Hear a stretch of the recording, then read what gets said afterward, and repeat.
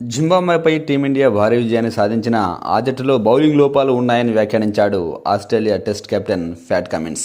ఈ మ్యాచ్లో టీమిండియా విజయం సాధించి ఉండవచ్చు, సెమీస్ అవకాశాలు మెరుగుపరుచుకొని ఉండవచ్చు. కానీ బౌలింగ్లో అయితే వాళ్ళు ఆశించినంతగా వాళ్ళ బౌలింగ్ పడలేదు.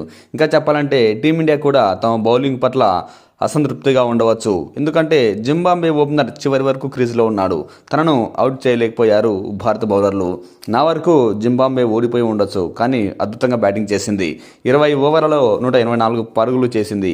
అది కూడా 250 పరుగులు పైగా చేజింగ్ చేసే సమయంలో జింబాబ్వే లాంటి టీం 180 రన్స్ చేసిందంటే ఖచ్చితంగా వాళ్ళ బ్యాటింగ్ అద్భుతం అనుకోవచ్చు. రన్ రేట్ కూడా 9కి పైగానే వచ్చింది అంటే జింబాబ్వే బ్యాట్స్మెన్లు బాగానే ఆడినట్టే. మరి ముఖ్యంగా ఆ జట్టు ఓపెనర్ బెన్నెట్ అద్భుత బ్యాటింగ్ చేశాడు.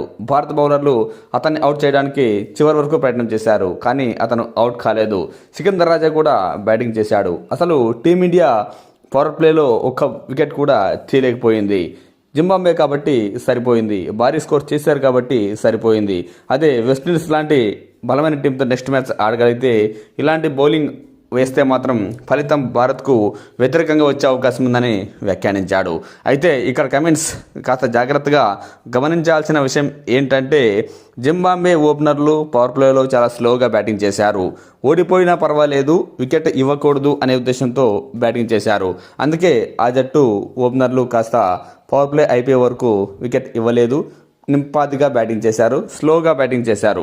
అందుకే వికెట్ దక్కలేదు. అంతేగాని టీమిండియా బౌలింగ్లో ఎటువంటి లోపాలు లేవు అంటున్నారు విశ్లేషకులు. ఒక బ్యాట్స్మెన్ పరుగులు చేయకపోయినా పర్వాలేదు, మేము అవుట్ కాకూడదు అనుకుంటే ఏ బౌలర్ అయినా అవుట్ చేయడానికి కాస్త కష్టపడాల్సి ఉంటుంది. అయినప్పటికీ ఈ మ్యాచ్లో ఒకరిద్దరు పార్ట్ టైం బౌలర్లు పరుగులు ఇచ్చారు, కానీ టీమిండియా స్ట్రైట్ బౌలర్లు అద్భుతంగానే బౌలింగ్ వేశారు. బుమ్రా 3 ఓవర్లు బౌలింగ్ వేసి వికెట్ తీయకపోయినప్పటికీ 21 పరుగులే ఇచ్చాడు. మిగతా బౌలర్లు కూడా రాణించారు.